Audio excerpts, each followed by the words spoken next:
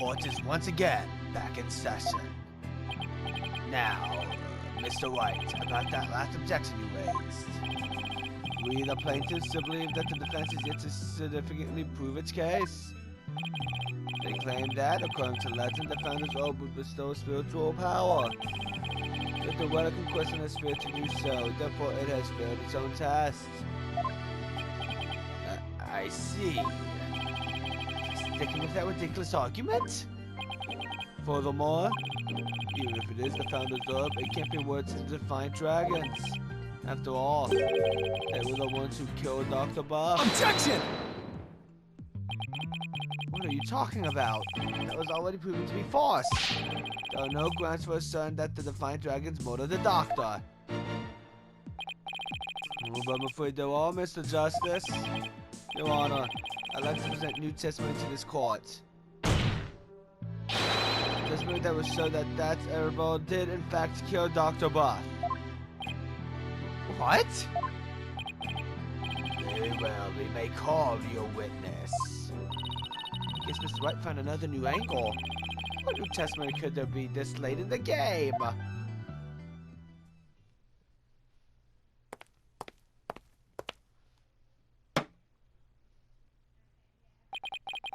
Fellow citizens, it is I, Paul Ashian, the once and future representative of the people. Jeez, not him again. My client divulged new information to me during the recess. He remembered something he saw, you see. Something crucial to this case. How very convenient.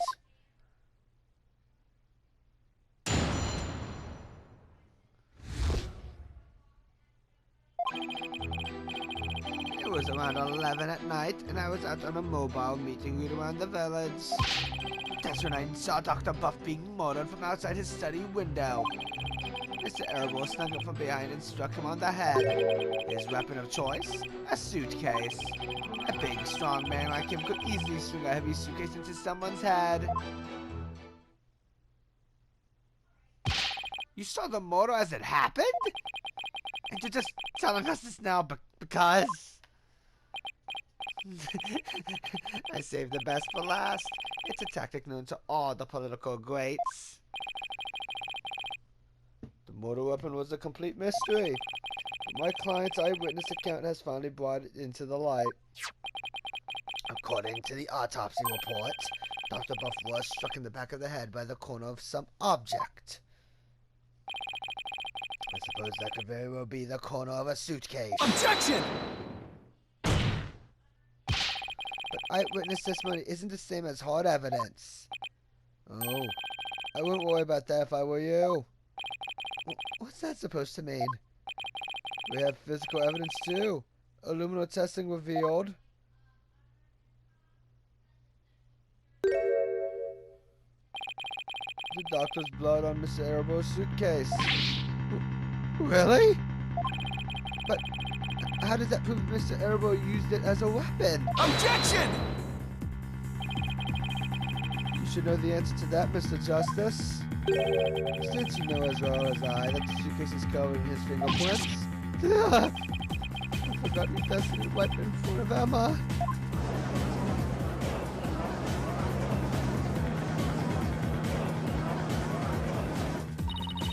The Turnabout Tower strikes again. This is quite convincing testimony and evidence. Nevertheless, you may proceed with your cross-examination, Mr. Justice.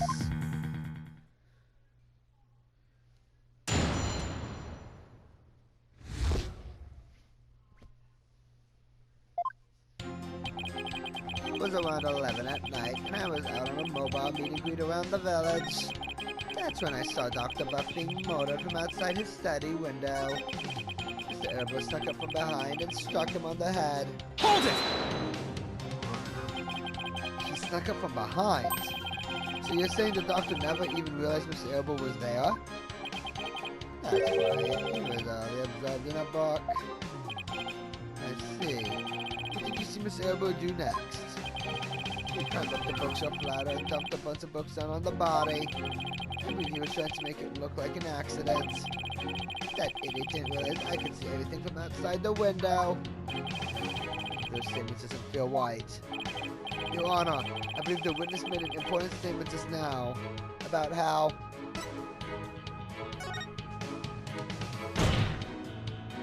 the doctor was reading a book at the time of the murder. That's vital testimony. Very well. The witness will please add that statement to his testimony.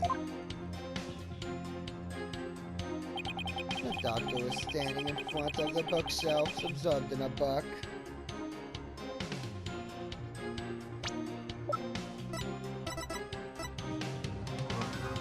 Objection! The doctor was standing in front of the bookshelf, absorbed in a book, you say? I'm sorry, but it seems your testimony is completely unreliable. That's quite a bold statement. Well, let's hear you back it up. I challenge you to prove that I am anything but 100% reliable. It would be my pleasure. Lately, it seems the doctor's eyes had gotten so bad he needed reading glasses. However, his reading glasses were over on his desk. So you see, there's no way he could have been reading in front of the bookshelves. I'm sorry, Mr. Ashton Wimperson, but I'm going to have to ask you to explain this discrepancy to the voting public.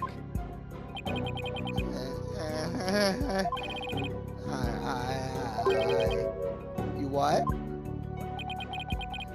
I'll explain it, you lowly girl. I simply made a mistake, you see. The doctor was actually sitting at his desk when Mr. Arrow hit him over the head. But then the doctor would have been facing him. Surely he would have seen him and tried to warn. Dr. Buff was nodding off. I could tell because his eyes were closed and he wasn't moving. Sounds more like what you would do. Had you explained the fact that he was struck in the back of the head? Isn't that something that should be impossible from the front of the desk? Oh, about that.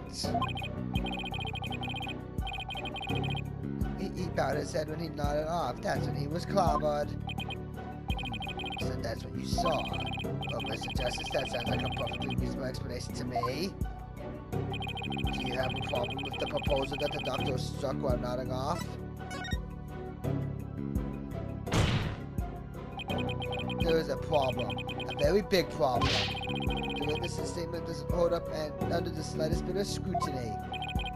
Is that so? Then will you please show this court what evidence you have to justify this?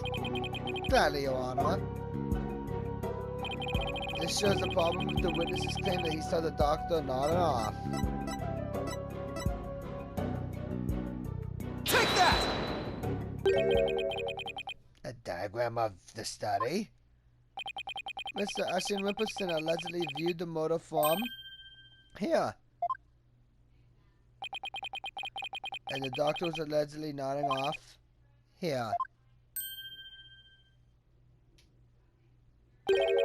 But from his vantage point, the bookcase would have blocked the witness's line of sight.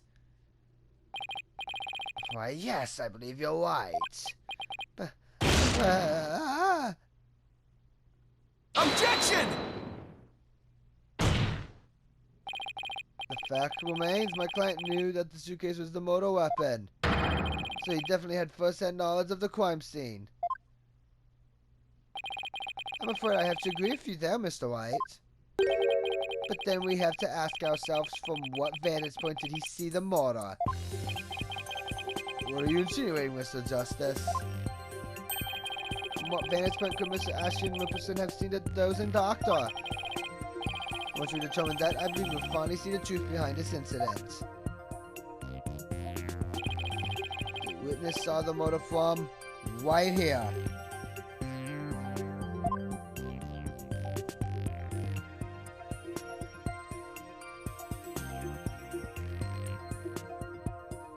Take that! You got to be kidding. But that's... It is indeed. But everything only makes sense if the witness was there in the study. Inside the study? That's the scene of the crime. I know Mr. Ashton Wimperson, the man who claims to be a witness of the murder, was most certainly in that very room. Apollo, are you suggesting... Mr. Ashton Wimperson, Weren't you the one who actually strung that suitcase? Objection! What you're proposing is ludicrous. My client is a small, thin man, whereas Mr. Airbro has the most stature to pull it off. He has a point. You don't tend to lift that thing after one go. That's right. He's the only one who could lift such a heavy object. Now, do you understand? Whoever that Airbro is the doctor's killer. As long as the secret is the motor weapon, this is supposed entirely on that. You have to poke a hole in Mr. White's argument somehow, Apollo. Oh, I will. And his own technique, no less. If Mr. Ashton Wimperson couldn't string the suitcase around, we'll just have to consider another way he could have used it as a motor weapon instead. I'm going to turn this case on its head, Mr. White, just like you taught me. You talk big, Mr. Justice, but do you have what it takes? Well, this should be interesting. Mr. Ashton Wimperson's testimony has been filled with one inaccuracy after another. First, he stated that Dr. Buff was in front of the bookshelves. Now he claims that the doctor was sitting at his desk. So, where was the victim really when he was killed? So, where was his killer? And how was the motor weapon really used? So, the important thing here is the position of the victim and killer and the killer relative to each other. Yes, Your Honor.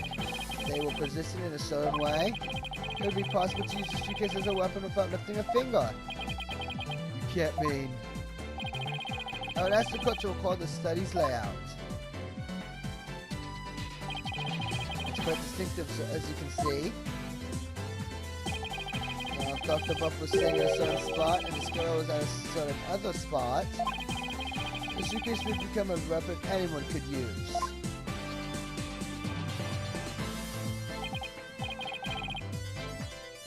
Very well, Mr. Justice. Where was Dr. Buff's killer at the time of the crime?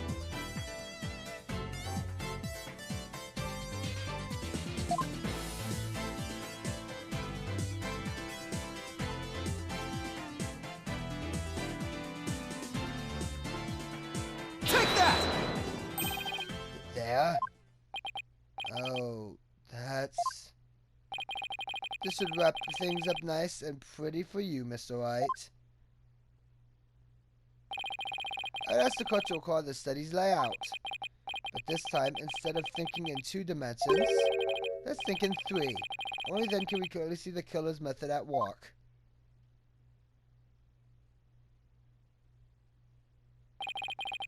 The killer didn't have to swing the suitcase. If he used gravity to his advantage, that is. That's right. It was the plaintiff, one Paul Ashton Wimperson, who used the suitcase.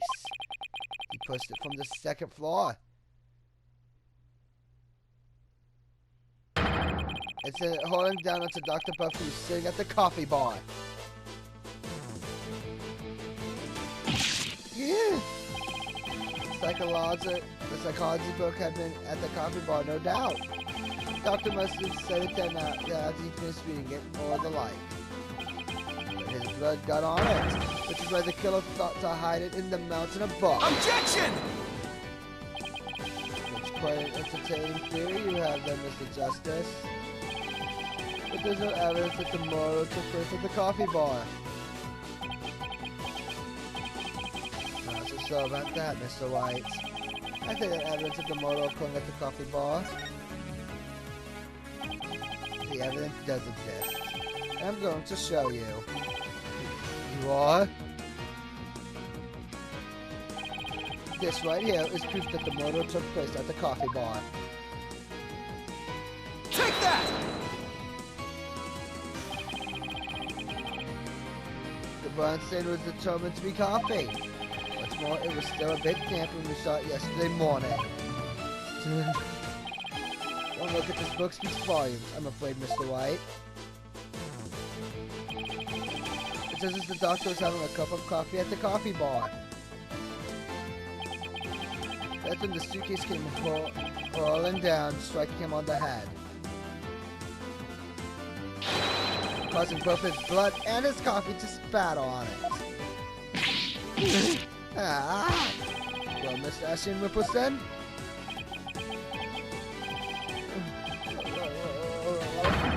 What motive could I possibly have to kill Dr. Bath? There it is, that fine excuse current killers are so fond of. Well, the doctor never returned your crystal to you, did he? Instead, he hid in the cave ruins. Telling him that the fine dragons were a dangerous bunch was a huge blunder. All it did was make him hide the orb. Your lie came back to bite you in the end.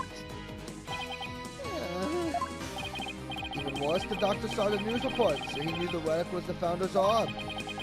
Being the continuous researcher he was, he knew he had to return it to its rightful place.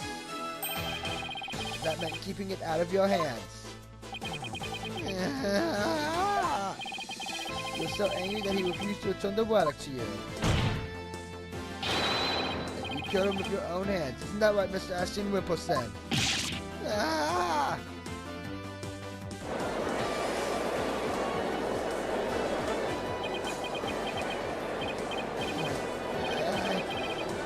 Hold it!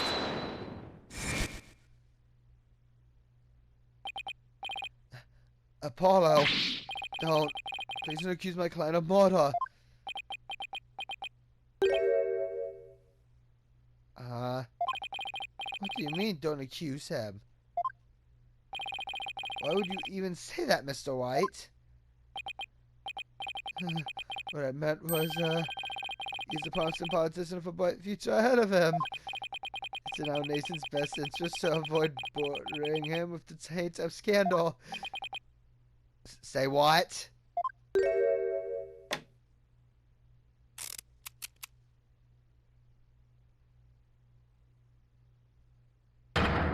Right, you better do something to change the current courtroom climate.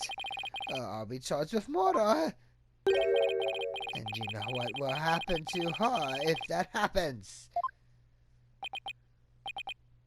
What's he talking about? Well, I can ponder that later. For now... Mr. White, you can't possibly believe that Mr. Arable is the killer. Are you really going to send an innocent man to prison? I thought you were better than that. Well, Mr. White, answer me!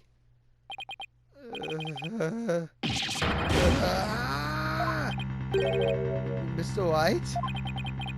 What in the world's going on here? If you won't say anything, then...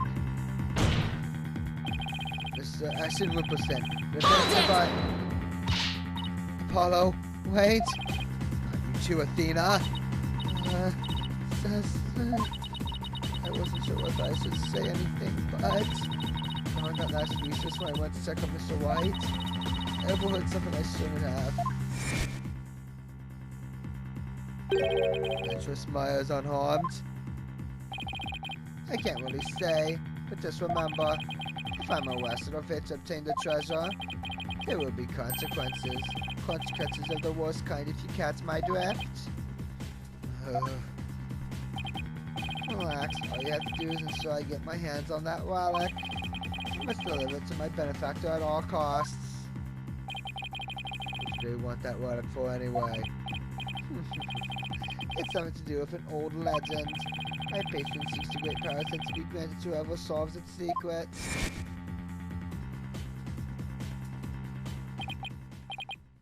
Maya? As in Maya Fey? Yes, the boss's legendary former assistant.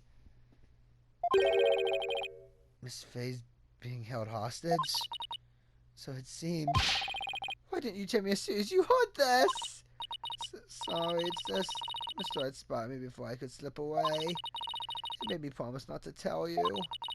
He said it would make things more difficult if you found out. Things weren't already hard enough! So that's why Mr. White was acting so strange. I had no idea. This must have been excruciating for him. Think justice. There's got to be something you can do. Mr. Justice, about that last statement of yours. I believe you were in the middle of accusing the plaintiff of murdering Dr. Buff. Would you care to continue?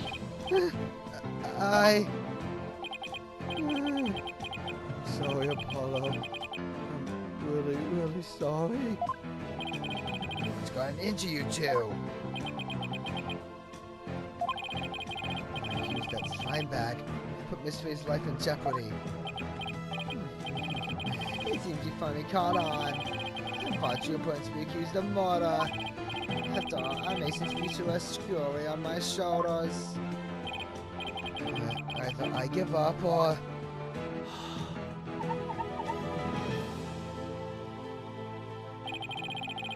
One day I present the question to my Patreon, my victory is assured. Then one day I'll become president, and then king. I have every politician at my command. Now retract your accusation. I can't no to him, but... Defense would like to retract. Objection!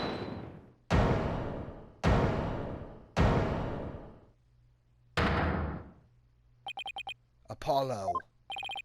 Daruk? I don't know what's going on here, but a lawyer should never look the way you do right now.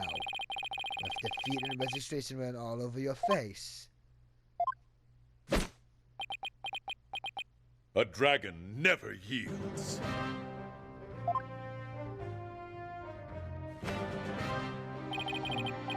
Even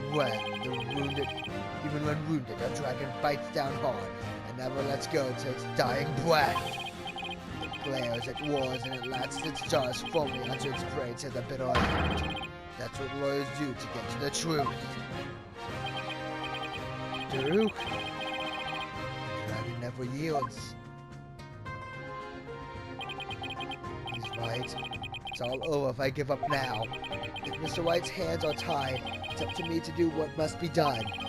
He saved my neck so many times. Now, it's my turn to save his.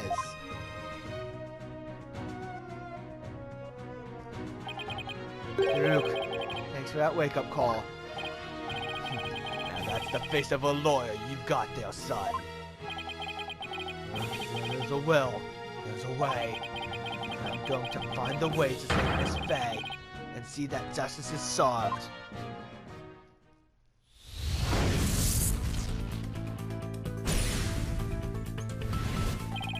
This scumbag has held Miss Faye hostage so he gets the orb for his Patreon.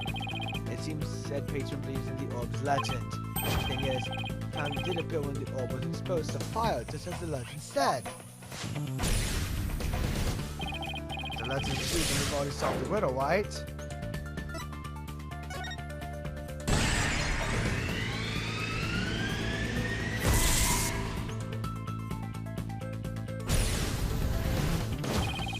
The legend says the founder will bestow great spiritual power when she returns. That strip means we haven't solved the whole riddle yet. How can that be? Are we missing something? Wait, maybe. The part about the founder returns to be taken literally. However, you possible for that person returns to the world of the living.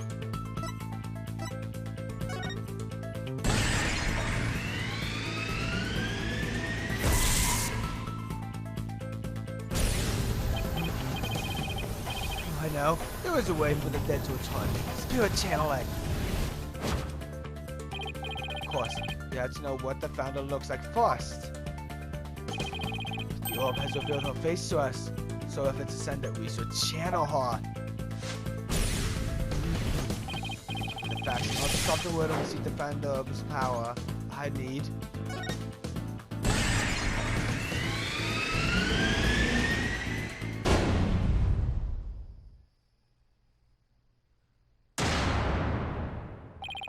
the ability of a medium to channel spirits is the final key to unlocking the orb's secret. That means Mr. Astrian Wimperson's patron will need one too. And once that slimy politician realizes that, he won't be able to lay a finger on Miss Faye.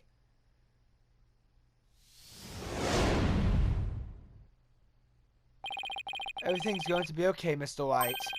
Because Mr. Astrian Wimperson can't afford to harm a hair on Miss Faye's head. Huh? Mr. Ashton Wimperson, it seems you've chosen the wrong person to take hostage. What do you mean? Your patron seeks to solve the orb's riddle, and thereby receives great spiritual power. However, only my fae can truly give them what they really want. She can? What do you mean, only Maya Fae? Think about what the return of the founder really means. We should have considered it more literally. After all, the orb was made in the kingdom of Orion, the birthplace of spirit mediums. I think I see now. We need to know what the deceased looks like in order to channel them. But in Koanuism, depicting the face of the founder is taboo. However, her true face was hidden in the orb. So maybe the orb is telling us to try channeling the founder. Exactly. Though a spirit medium, the founder can quite literally return. And if the legend is true, the founder just might bestow spiritual power on someone once he does. It's like when Paul's involved by Magatama with spiritual power. If a human could be imbued with such power in a similar manner, it's said the founder possesses immense spiritual power. Such a great feat would not necessarily be beyond him. Wait a second. Then the legend is true? Do you understand now, Mr. Ashton Wimperson? You are holding hostage the final key to unlocking the orb's secret. If anything were to happen to her, the riddle would remain unsolved forever. Ah!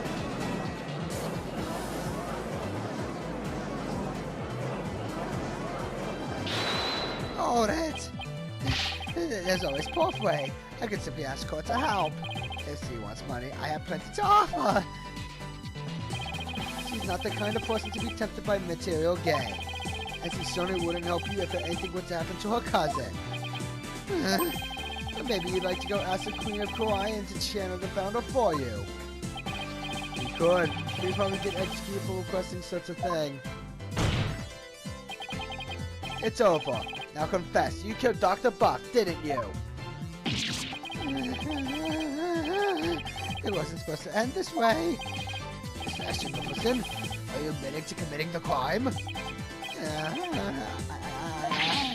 Get my lawyer right. Do something. It's true that I'm no lawyer. As such, it's my job to defend you.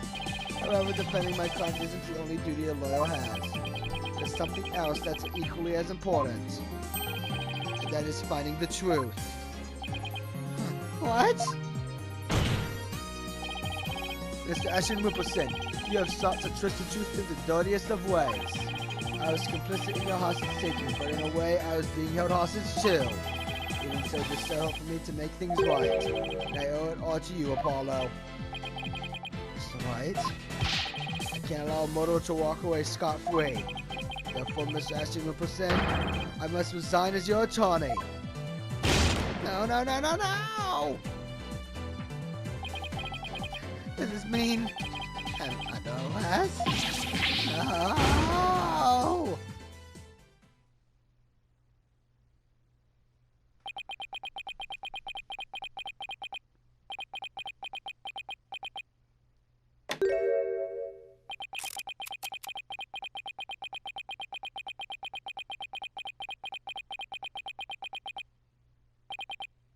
Well, I'm nothing to confess. What? I've said I've nothing to confess. I don't, and I won't, especially not to a play brain like you. This guy doesn't know when to give up. Besides, there's no truth to these allegations. I mean, look at the suitcase. You won't find a single print of mine on it. All that means is you wiped them off, taking care to only leave Mr. Erebos. As many a great politician has said before me, no comment. In that case, try switching things up, Apollo. Look at the situation from a different angle. Is there really nothing that points to the suitcase being dropped from us up above? There is that points to the suitcase being dropped from the second floor.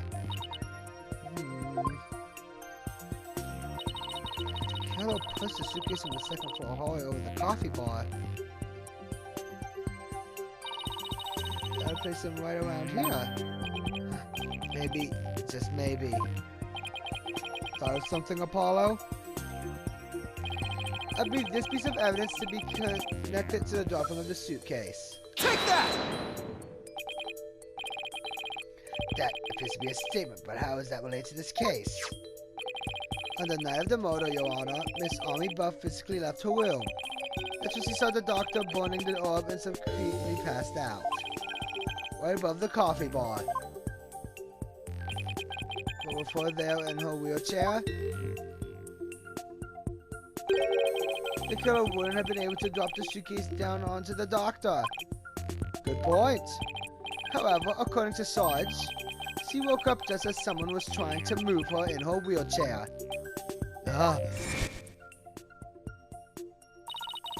Someone was pushing my wheelchair. What? I was so scared I'd beat a hasty retreat as fast as my wheels could take me. She must have been in the killer's way and had to be moved. Isn't that right, Mr. Ashton Wimperson? And if the killer had pushed the wheelchair with his bare hands, we may yet find the conclusive evidence we need. Exactly. Fortunately for us, that evidence slipped right through the killer's fingers. If only he'd been able to hold on to it just a little longer, tighter. But now he is neither able to discard nor alter it. Honestly, that piece of evidence wasn't even supposed to be here in this courtroom today. And yet, it looks like sometimes things do get better. But this wasn't supposed to happen. No? Well, too bad, because the evidence that sped away from you that night has come back to haunt you, right here at this very trial. Your Honor, the defense's fine piece of evidence is on this person. Take that! That's... On the night of the murder, Sarge passed out, only to come to and find that someone was pushing her wheelchair. That's when she fled back into her room. She didn't physically see a single soul after that. Until Athena drew her out through that therapy session, that is.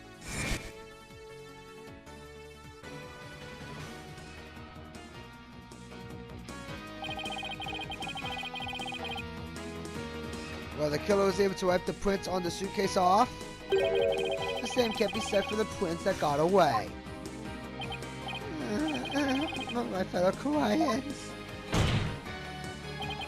Well, Mr. Paul Ashton Wimperson, let's explain your way out of this one.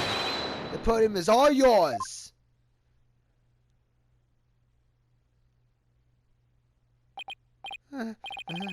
Paul Ashton, save your client. I'm not a crook. My political it can't end like this. I'm destined for great things. Something's wrong. This isn't real. It's a dream, no nightmare. Ooh. Huh? What? Wait, really? Huh? Oh, no way! Bonsai! Bonsai! Bonsai! Bonsai! What? No! Please! Wait! Don't go! No! No! Please! Grandpa!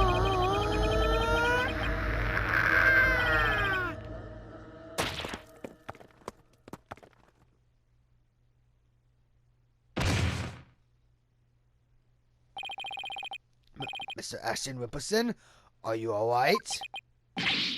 Bailiff, get him to the first aid station. On the double!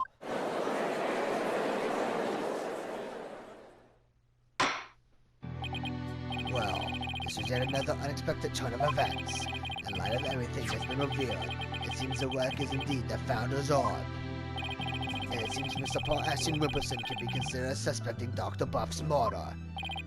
Apollo, I want to thank you for everything.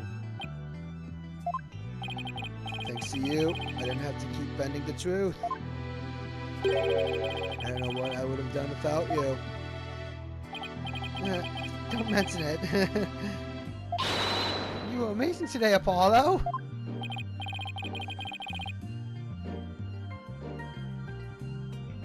Oh, I could have done it without Daruk.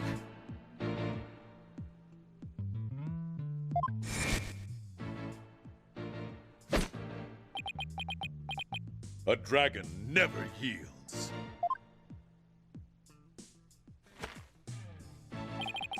Even when rooted, the dragon bites down hard and never lets go till its dying breath.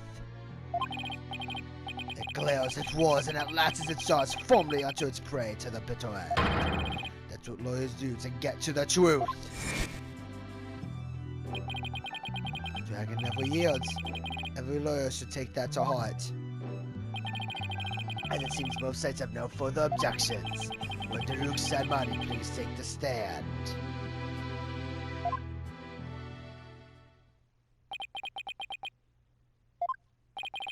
This court awards the orb to the defiant dragons for the stated transfer agreement.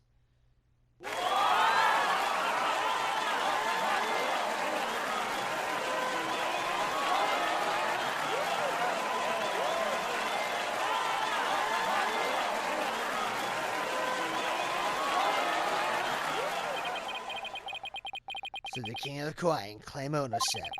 The matter may have to be deliberated in court all over again.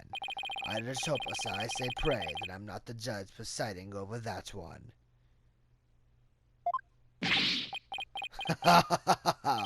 Indeed, a trial like that might spark an international incident. So there are bigger, more momentous things still in the air.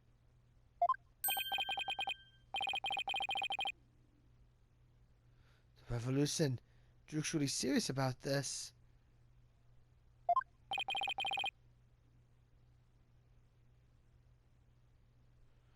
The court is adjourned.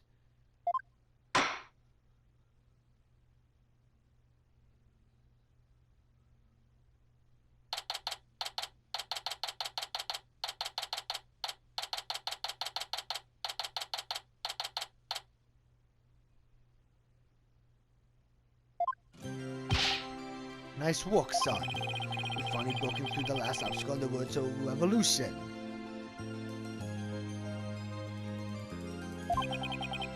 Revolution. It just doesn't seem real. Yes, Rose, I think you actually defeated the Fighting Phoenix. All I can say is, that's my boy. Oh, just so I didn't have his hands tied. Who knows if I had won if he'd been able to fight me head on. I see it more like you saved Mr. White. Saved him? Yeah, remember what he said? He didn't have to bend the truth anymore, and it was all thanks to you. I don't know about that. Still, I guess it is kind of nice to be appreciated. Mr. Daruk, I thought the Holy Mother's face has been revealed. Are you going to have a spirit medium try channeling her? I, for one, would love to see the return of the legendary founder. Yeah, let's think about it. Being able to speak to someone right out of the history books. Unfortunately, it's not that easy. What? Why? Faces into nothing. You also need the true name of the one you're attempting to channel. Alright, Paul mentioned something like that. And the founder's true name is only known to the priestess human-crowned queen. In short, the only living person who knows it is the current queen of Karayan, Gurren. So without her help, you won't be seeing the founder anytime soon? That's no fun!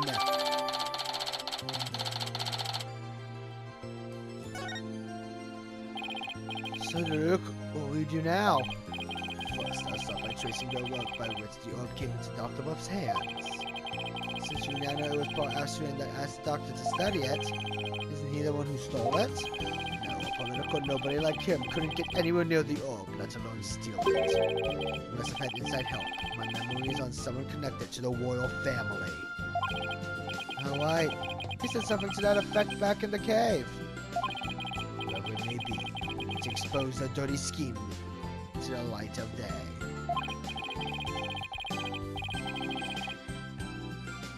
Well, I'm sure Mr. Wright has plenty of information courtesy of his dirty client.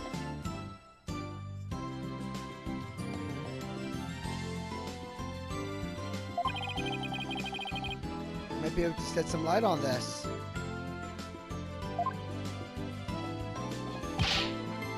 Private Justice! That was fine work you did at the trial today. You did your sergeant proud.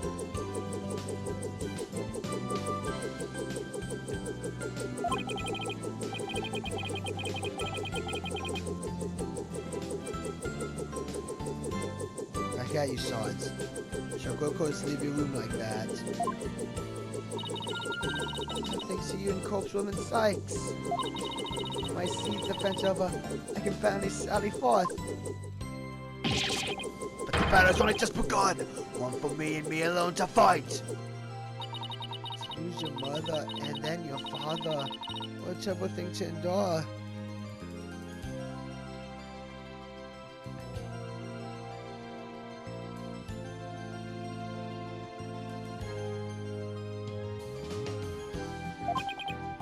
Yeah, being wheelchair bound doesn't help.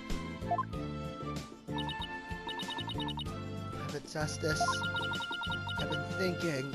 It's about time I saw my own 2 feet.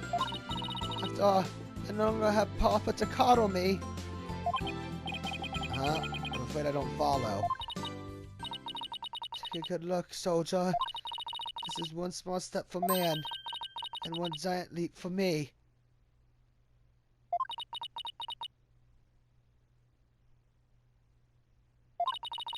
What am I doing for me? Would you, Private Justice? Yes, sir.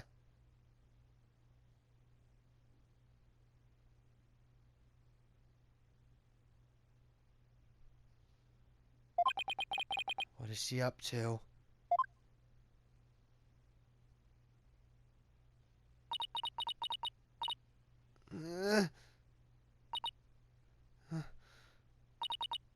Oh.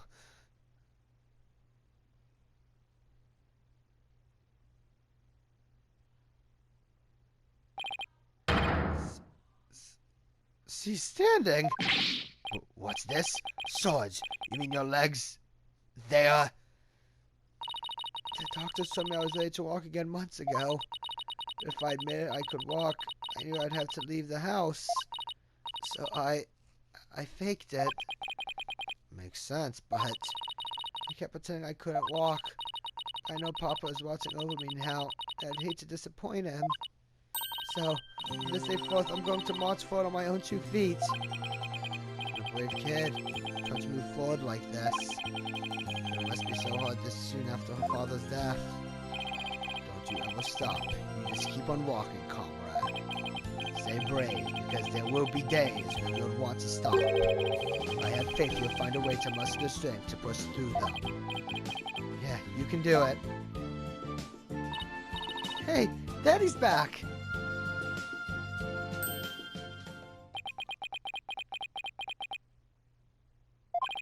Mr. White, what's that look on his face for? Oh, Apollo! Is everything alright with Miss Faye? She's safe. For now. Well then, we better go save her quick! Where is she anyway? I'm afraid I have some bad news. Maya's not here in the States. She's still in Korean. And she's still being held hostage by the mastermind behind this whole thing. The mastermind? That's right. But Wimperson was nothing more than a pawn. My stripped up is in the kingdom of Korea. What? I don't understand this right. Wonder what's going on over there.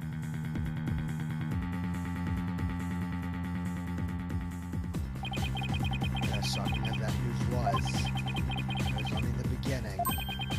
The beginning of something big. Big enough to shake Orion to its very core. Revolution. I was being swept up in a mighty wave that nothing could stop. Of course, at the time, I had no idea what the days ahead had in store for us.